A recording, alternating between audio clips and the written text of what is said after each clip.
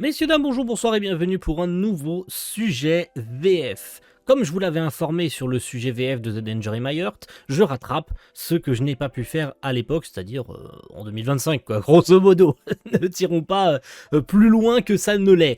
Donc aujourd'hui, on attaque Miss Kobayashi Dragon Maid, une VF plutôt cool, hein, on va pas se mytho, plutôt sympathique, une VF belge, bien évidemment, puisque ça se faisait beaucoup à l'époque où c'est sorti. Miss Kobayashi, ça doit dater de quoi, 2017-2018, la première saison. Donc on était full époque, début des VF Crunchyroll avec 95% de doublage belge. On est sur une direction artistique de Esther Aflalo, que vous connaissez, hein, j'en suis sûr et certain. Elle a fait Médaliste, Miss Kobayashi et bien d'autres. J'ai plus tout le reste, mais en vrai, elle en a pas fait 50 000. Hein, mais on la retient surtout pour Miss Kobayashi et très récemment Médaliste, parce que ça m'a marqué. En fait, j'ai reconnu le nom de Madame Esther Aflalo, qui a fait un plutôt bon travail sur ce doublage. La série est composée à 98%. Et là, je suis sûr et certain du chiffre, de personnages féminins. Voilà, donc merci Madame Esther Aflalo pour ce casting incroyable. Donc si vous le voulez bien, on va commencer par Kobayashi, évidemment, le personnage principal, l'héroïne, parce que oui, qui est une demoiselle, voilà, salaryman qui travaille dans un bureau, qui est doublée par Fanny Roy, ou Fanny Roy, je sais pas comment on le prononce, j'espère ne pas me tromper sur la prononciation de son prénom. Fanny Roy, que vous connaissez, j'en suis sûr, absolument sûr à 99%, j'ai beaucoup de chiffres aujourd'hui, hein, que vous connaissez si je vous dis un animé ultra connu. Et je pense qu'une génération d'enfants de ma génération, hein, puisque la série est sortie dans ma génération, sont tombés amoureux de ce personnage. Oui, c'est la voix française de Ondine de Pokémon. Non, la voix belge en l'occurrence. Oui, c'est Ondine de Pokémon, oui, Kobayashi, Fanny Roy, c'est Ondine de Pokémon. C'est excellent. En vrai, Kobayashi, autant en VO qu'en VF, je trouve que Fanny Roy a été castée parfaitement comme il le fallait.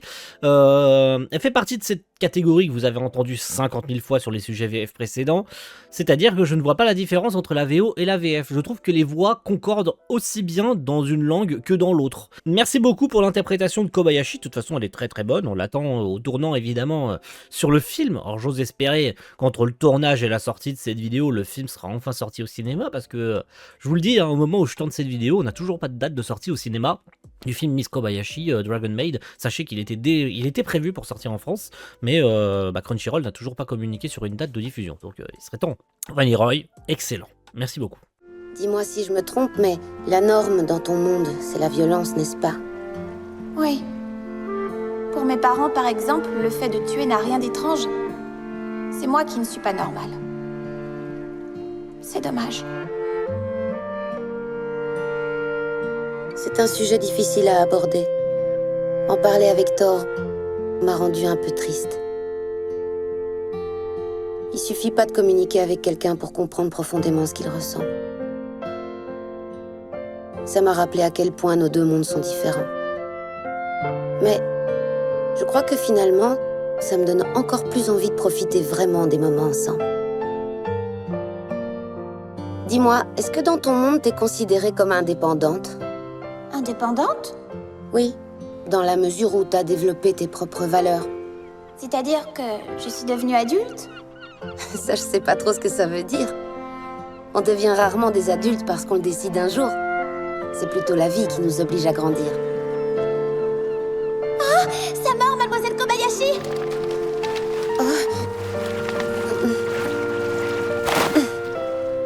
Il est trop petit.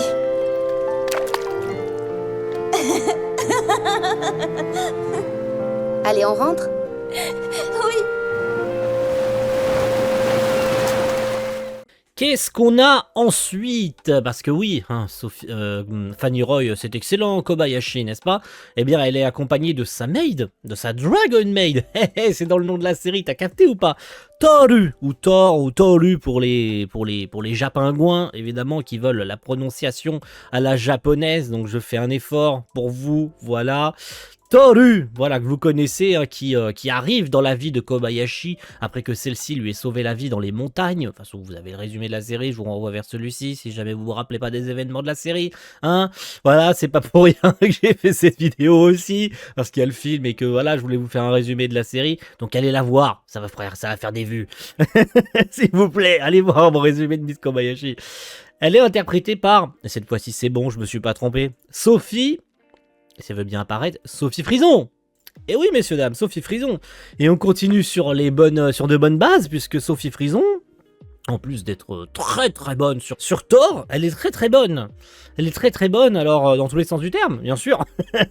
Alors, il y a quand même quelques passages clés où je trouve que la VO est supérieure. Parce que la comédienne japonaise, c'est logique. De toute façon, voilà, je vous refais pas un dessin non plus là-dessus. C'est instinctif que de toute façon la VO est adaptée au dessin du personnage sur la langue, sur l'interprétation du comédien, sur l'expression du visage et tout. Mais il arrive de temps en temps que la VF fasse aussi bien. Voilà, fasse aussi bien que la VO, hein, ça arrive hein, de temps en temps. Hein. Maintenant, je trouve que Sophie Frison joue très bien sur Thor, de manière globale, que ce soit les moments joyeux, parce que la série est quand même relativement drôle. Il y a de temps en temps des passages, que ce soit quand elle parle à Kobayashi, où il y a des situations avec d'autres personnages, notamment avec d'autres dragons, où elle surjoue à mort sur certaines scènes, parce que la série a aussi des moments de combat et tout, où les comédiennes ont besoin de se lâcher, et bon, même si la série n'est pas 100% comme ça, mais il y a vraiment ces cas particuliers où les comédiens japonais ont un jeu très particulier qui te font frissonner, autant le dire comme ça, tu vois. Et malheureusement, la VF n'arrive pas à le faire. C'est dommage, hein. Et encore une fois, il y a de temps en temps, ça marche. Mais là, pour le coup, Sophie Frison, elle s'en sort bien 99% du temps. Il manque juste ce petit truc. De toute façon, c'est souvent le cas. Hein. C'est souvent le cas. Et pas que dans les VF belges. Hein. Dans les VF tout court, hein. Malheureusement, c'est ce petit grain qui manque. Mais c'est tout. Je pourrais pas vous dire quand, je pourrais pas vous donner un passage précis, mais il manque toujours ce petit truc. Et j'en parlais tout à l'heure, on continue sur de bonnes bases, puisqu'elle a aussi doublé dans Pokémon. C'est qui d'après vous? Je vous laisse 3 secondes. Non, vous avez pas trouvé? Eh ben c'est Serena de Pokémon. Oui, je vous mets pas de photo non plus, hein, mais oui, Serena de Pokémon X et Y. Oui, c'est elle. Oui, vous attendiez pas non plus à celle-là. Hein. Ouais, on continue, hein. On continue dans les surprises. Oui, c'est Serena de Pokémon après Ondine. Mais en tout cas, globalement, merci Sophie Frison pour cette interprétation de Thor. Moi, je vous aime, mademoiselle Kobayashi. C'est vrai qu'à de nombreux égards, je vous surpasse de loin, vous et tous les autres humains, d'ailleurs. Ça va de soi. Je suis un dragon, après tout. Il n'y a même pas de quoi être fier. Dans ma vie d'autrefois, pour survivre, je devais prouver ma supériorité sur tous les plans. Mais les sentiments, ça ne marche pas comme ça.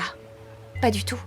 Suffit-il d'être habile au combat, jolie, ou encore intelligente? Je m'évertuais à exceller dans tous les domaines. J'espérais toujours être la meilleure. Tout ça pour devenir adulte. Mais en fait, je n'ai pas besoin de changer à tout prix. Je suis très bien telle que je suis. Au final, je me suis acceptée. Et ça, c'est grâce à vous. Tu me donnes toujours trop d'importance. Justement, j'apprécie aussi que vous n'en ayez pas vraiment conscience. Ça montre que, même involontairement, vous m'êtes bénéfique. Mademoiselle Kobayashi, je vous adore.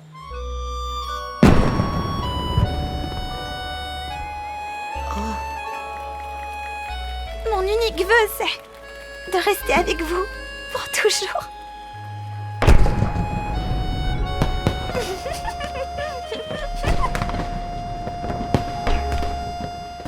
Qu'est-ce qu'on a ensuite? Eh bien, on a la petite Kana. Eh oui, la petite Kana que vous adorez tous et tous.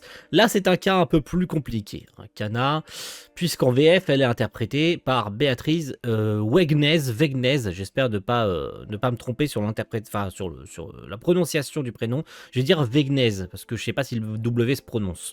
Dans le doute, voilà. Je vais pas aller jusqu'à dire que c'est un mauvais choix de casting, parce qu'en vrai, on n'aurait jamais en français trouvé une comédienne qui joue comme la VO. Pourquoi? Parce que la VO la joue vraiment très petite fille. Vraiment, elle a une voix toute fluette. Enfin, voilà, c'est le casting parfait en VO. De toute façon, rares sont les castings japonais à se tromper sur les personnages. Hein, ça, c'est encore une fois, hein, je m'étale pas sur le sujet, mais vous le savez. Hein, si vous êtes à fond là-dedans et vous vous y intéressez un minimum et que vous regardez un peu qui est casté sur telle ou telle série, vous vous rendez compte que, bah, de toute façon, rien qu'à entendre épisode 1 ou en tout cas seconde 1 où le personnage se met à parler, tu te dis ah oui, là c'est sûr, ils se sont pas trompés. Et ben en VF, je suis pas déçu parce que ça m'a pas franchement dérangé la première fois que j'ai entendu Béatrice Wegnes sur Kana. Maintenant, je trouve personnellement que la comédienne n'est pas adaptée au personnage. Mais encore une fois, rien à voir avec son âge. Hein. C'est son timbre de voix en fait qui simplement va pas. Elle essaye. En fait, c'est le côté non naturel du fait qu'elle essaye de la jouer petite fille. Malheureusement, de toute façon, pour Kana, c'était un choix. Il fallait faire un choix à un moment donné. Il fallait trouver une comédienne qui sache suffisamment moduler sa voix pour faire petite fille. Je pense que Esther Aflalo s'est retournée auprès de Béatrice Wegnes parce qu'il y avait personne d'autre de disponible, tu vois. Surtout que c'est aussi une comédienne que vous connaissez sur Pokémon. C'est pas la dernière, mais c'est l'avant-dernière. Mais c'est Iris de Pokémon. Voilà, ça doit vous revenir en mémoire. Vous entendez la voix de Kana. Voilà. Vous aurez un passage après où vous direz ah mais oui en fait, mais oui. Comment j'ai pas pu la reconnaître? Non, je ne rentrerai pas.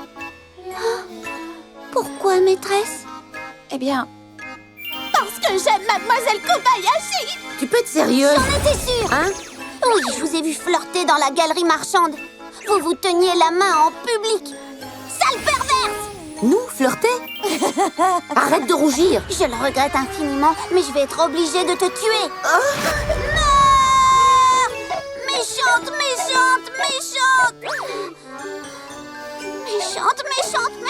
Eh, dis donc toi, t'aurais pas perdu presque tous tes pouvoirs? Pas du tout, c'est vous qui n'êtes pas bien. Le mana est tellement impur ici. J'y pense, tu serais pas coincée dans notre monde par hasard? Pas du tout, ne dis pas de bêtises. Ah bon? T'es sûre que tu as quelque part où aller? Kana, tu pourrais me regarder quand je te parle? Arrêtez, vous lui faites peur avec votre regard de psychopathe. Qu'est-ce qu'on a ensuite? On s'approche tranquillement de la fin. Je voulais choisir... Alors, il y en avait beaucoup. En vrai, que j'aurais pu choisir à la place de ce personnage-là. Mais en vrai, après, on serait revenu sur des comédiens et comédiennes que vous avez déjà entendus.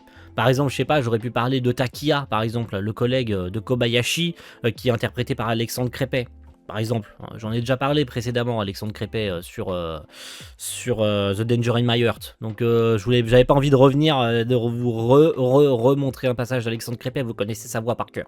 Donc, ça n'avait pas d'intérêt. Aujourd'hui, je voulais vous parler de Elma. Elle vient en disant et en hurlant, en explosant la moitié de l'appartement de Kobayashi au passage, de ramener Toru à la maison.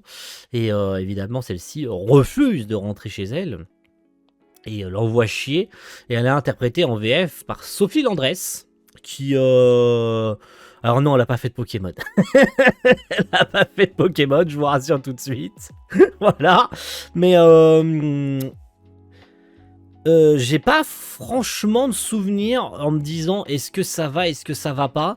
En fait, je suis neutre sur l'interprétation de cette comédienne parce que c'est aussi bien. Alors, elle n'a pas la voix aussi clinquante qu'en VO. Maintenant, elle fait partie de cette catégorie où je suis neutre, où c'est ni bon ni mauvais, je suis pas dedans à fond, ça colle pas particulièrement à la VO. L'interprétation est pas non plus exceptionnelle, mais c'est ok. Je dis pas qu'elle a fait du mauvais boulot. Elle a très bien interprété le personnage tel qu'on attendait d'elle. Donc c'est très très bien.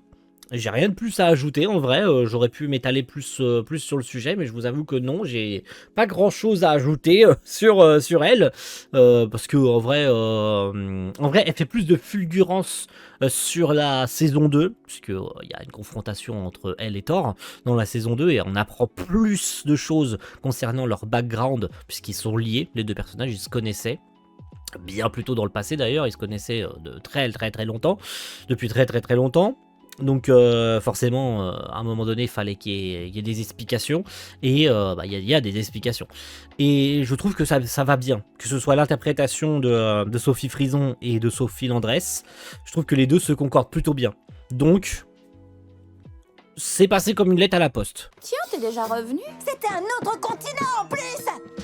Laisse-moi tranquille. Maintenant, je n'aspire à rien d'autre qu'à une vie paisible de domestique dans le monde des humains. Est-ce que tout va bien, Thor? C'est si difficile que ça à comprendre? Je ne te crois pas. Te connaissant, tu veux régner sur ce monde, oui? Mais pas du tout. Tais-toi. Tu vas me suivre. Oh là là. T'as encore faim? Ne me dis pas que t'as rien avalé depuis hier.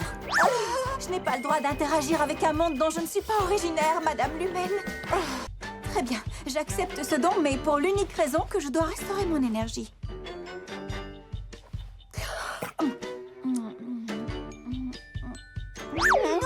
Non, mais je rêve. Mais c'est absolument délicieux. Ça fond dans la bouche. J'ai retrouvé ma vitalité. Reprenons ce duel, Thor. Si t'acceptes de t'en aller, je te donne le reste du paquet de brioches. Excusez-moi pour le dérangement. Et la petite dernière, alors j'ai hésité. Je vous avoue, j'ai hésité, mais je voulais la mettre. Pas que j'avais envie de rentrer sur le sujet du personnage, parce qu'il a fait énormément débat, il faisait déjà débat à l'époque du manga, même s'il était pas encore sorti de manga à l'époque, donc forcément ça faisait pas autant parler que ça, mais quand évidemment le personnage a été annoncé et que la série est sortie, machin, bah ça a forcément très logiquement fait débat, voilà. Et vous vous doutez du personnage que je vais évoquer, on parle d'Iloulou, et oui, on parle d'elle, qui est interprétée en VF par Marie Dubled, que vous connaissez, c'est sûr et certain. Couloir des légendes, voilà, vous connaissez l'expression à force.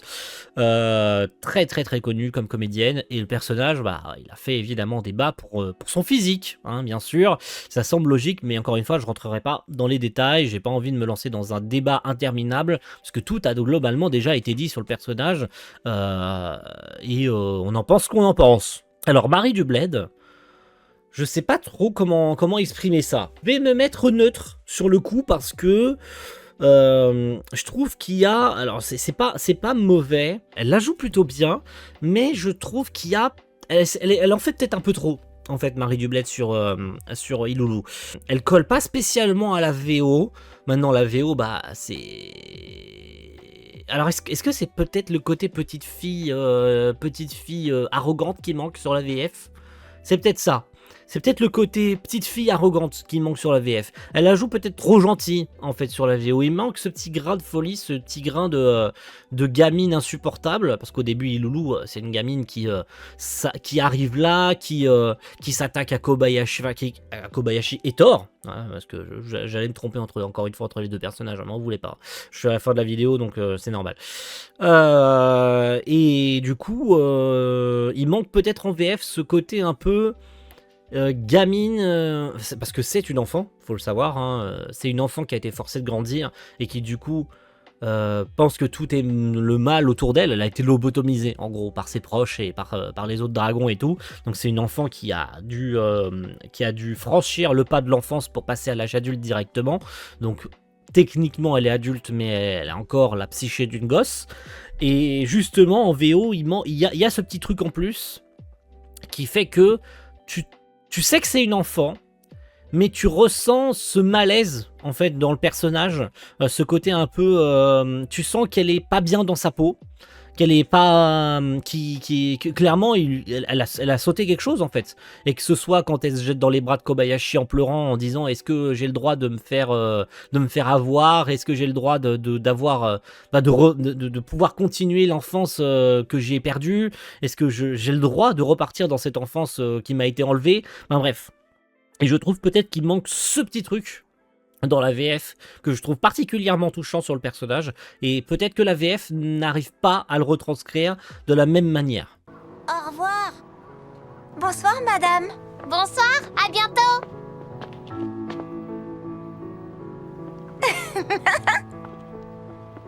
Tu sais quoi? J'adore les enfants. J'aime tellement jouer avec eux. Mais quand on travaille, c'est compliqué, bien sûr. Alors j'ai choisi un boulot où je pourrais au moins les voir s'amuser.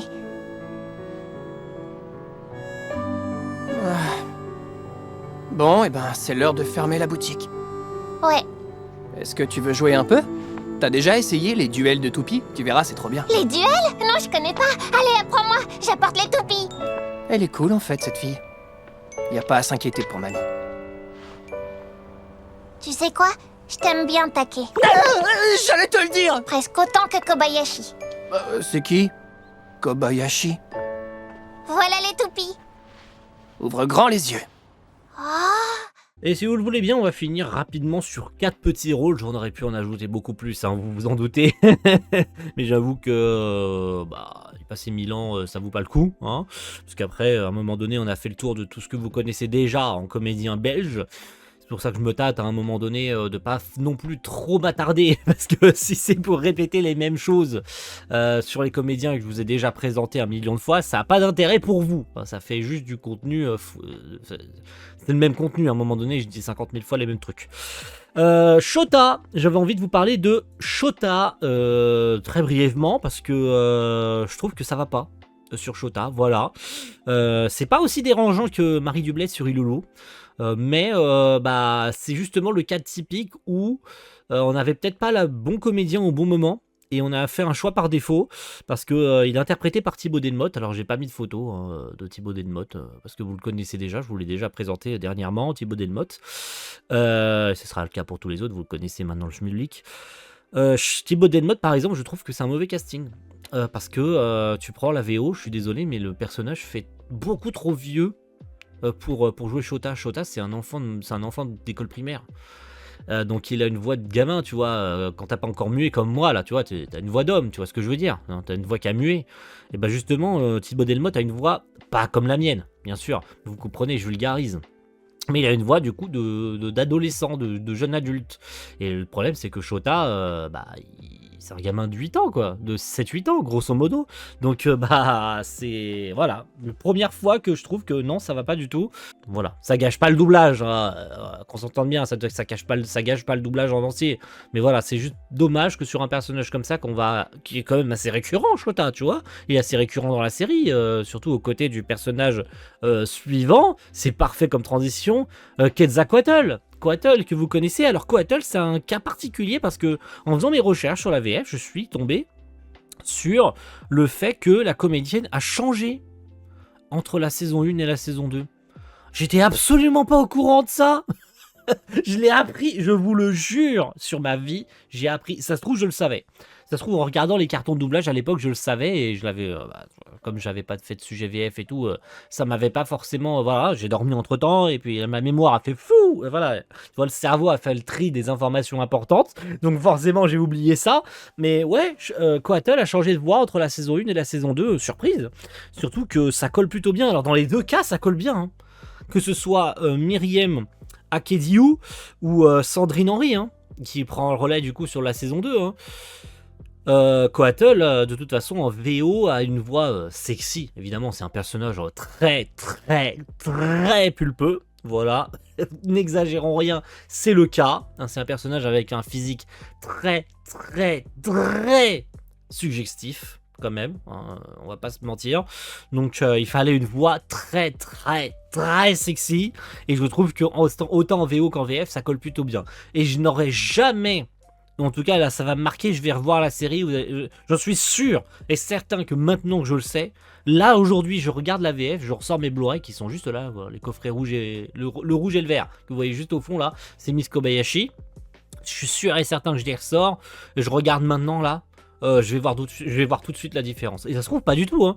Ça se trouve pas du tout, j'ai pas du tout remarqué la différence. En tout cas, là, maintenant, tout de suite, je pourrais même pas vous dire si j'ai remarqué que la comédienne avait changé. Mais alors, pas du tout, hein. Donc, c'est dire à quel point ça s'est passé comme une lettre à la poste et que j'ai pas du tout remarqué. Alors que c'est vrai que Coatl, c'est pas un personnage qui apparaît très souvent non plus dans la série. Surtout dans certains moments clés où tu te dis, elle va être là, tu vois. Ben, pas du tout, parce que c'est un dragon, je crois, des observateurs. Donc, elle ne participe à aucun conflit. Donc, dès qu'il y a un conflit où tu te dis qu'elle va intervenir, tu vois, et bah non, pas du tout, elle préfère prendre la poudre d'escampette et je suis pas là, ça me concerne pas, tu vois. Ou auquel cas elle serait là, elle interviendrait pas parce que c'est pas son combat. Voilà, un peu comme d'ailleurs, je vous remets sa photo.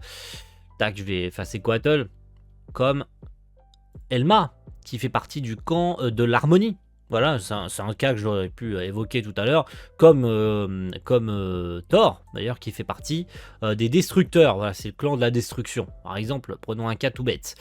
Et puis voilà, Quattle, ça colle plutôt bien. Donc, que ce soit l'une ou l'autre. Voilà, j'ai rien de plus en vrai à ajouter.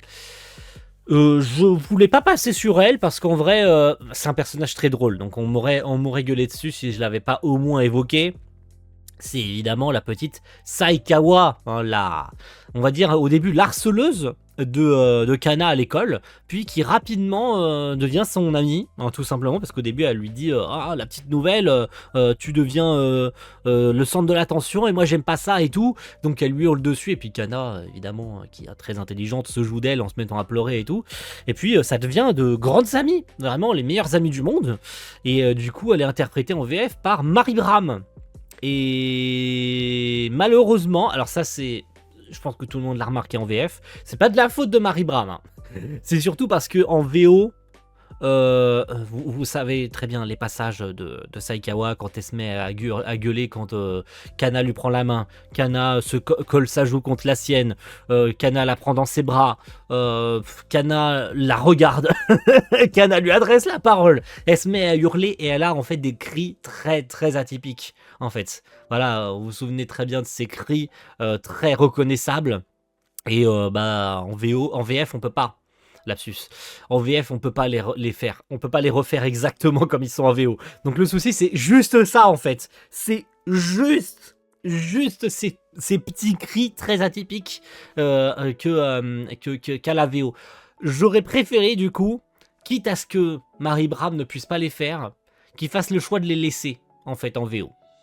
Voilà, elle a tenté de faire du mieux qu'elle a pu, parce que je pense que refaire comme ça, et quand elle a dû voir les passages en VO, parce qu'elle a dû les écouter en studio, hein, pour essayer de faire au mieux, tu vois. Je pense qu'elle a dû les écouter, elle a dû se dire, mais jamais je pourrais faire ça. C'est impossible, jamais je pourrais reproduire des cris comme ça, tu vois.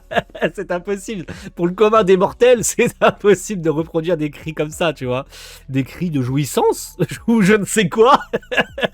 Donc c'est impossible à refaire tel que. Donc je vais faire comme j'ai pu. Et c'est à la sauce Marie Bram, quoi. Donc c'est évidemment moins bien que la VO. Mais on lui en tire pas on lui en tient pas rigueur à Marie Bram d'avoir essayé. Mais quitte à ce que elle soit pas capable de refaire les cris, ou que l'ADA ait trouvé que c'était moins bien ou que c'était pas bien du tout, il aurait mieux fallu peut-être les laisser en VO, tu vois. Mais sinon c'est plutôt beau, hein, dans l'ensemble elle la joue plutôt bien, elle la joue gamine insupportable parce que Saikawa voilà, c'est vraiment la gamine qui pète plus haut que son cul, hein. C'est la gamine condescendante et comment on dit déjà voilà, qui se regarde dans un miroir et puis c'est moi la plus belle, c'est moi la plus voilà, c'est genre réjouis-toi d'être mon ami, tu vois. Donc voilà, t'as capté un peu le personnage, hein. C'est pas la modestie qui l'étouffe, voilà, comme personnage, disons les termes. Et je vais boucler très brièvement sur un autre dragon, c'est le dernier de la liste, voilà, même s'il y en a d'autres plus tard dans le film, mais comme le film n'est pas sorti, j'ai pas le casting sous les yeux, et en vrai c'est pas forcément nécessaire, puisqu'en vrai l'arc il est plus dédié à Kana qu'autre chose. Je voulais vous parler de Fafnir, pour boucler, voilà, tout simplement, qui est interprété par Anthony Lopresti, qui est un autre personnage de Pokémon. Ah, vous l'attendiez, hein, je vous avais dit qu'il y en avait un autre. C'est, roulement de tambour, Pierre de Pokémon. Non, non, non, non, non, non, non et non, c'est pas une blague. C'est fucking Pierre de Pokémon. Après Ondine, Serena et Iris, les héroïnes qui accompagnent Sacha, on a le premier pote de Sacha qui l'accompagne dans son aventure. C'est dur de trouver quelque chose à dire, en vrai, je vous avoue, parce que c'est pas un personnage qui intervient souvent. Mais alors sa voix elle fait moins sexy qu'en VO, parce qu'en vrai en VO il a une voix très méchante, parce que Fafnir c'est vraiment le dragon de la destruction par excellence, qui n'hésiterait pas à pulvériser la ville si ça lui cassait les couilles et que quelqu'un venait lui chercher des noises. Je pense qu'il aurait pas un soupçon de jugeote, il exploserait tout sur son passage. Mais malgré tout je trouve que le personnage il a une plutôt bonne évolution dans son ensemble, je vais pas y arriver, hein. Et Fafnir, que ce soit en VO ou en VF, Anthony Lopresti est ok tiers. C'est ok tiers. Voilà, je m'arrêterai sur cette description-là. Merci à tous d'avoir regardé cette petite vidéo et on se retrouve pour le dernier sujet VF. Alors, que je dois rattraper, bien sûr. C'est pas le dernier sujet VF de l'année, que je dois rattraper. Ça va être un très gros morceau. Un très gros morceau. Je vais avoir besoin de... je vais avoir besoin de faire beaucoup de recherches. Donc je peux pas vous dire qu'il arrive le mois prochain, mais attendez-le. Attendez-le, et vous vous doutez duquel on parle. C'est le dernier qui manque, c'est Sword Art Online. Mais c'est SAO, il y a beaucoup de trucs à dire sur la VF. Tout a déjà globalement été dit sur la VF de SAO. Il y a eu des vidéos qui ont été faites il y a déjà très longtemps sur le sujet de la VF des SAO. Mais en vrai, j'ai envie de le faire à ma manière. Et je vais avoir besoin de faire beaucoup de recherches. Parce que le cas de la VF des SAO... Ouh, et je dégage la tête de Fafnir. Ouh, c'est un gros sujet. Très gros sujet. Donc voilà, merci à tous et on se donne rendez-vous très vite pour le très gros sujet de la VF des SAO. A plus tout le monde. Ciao, bye.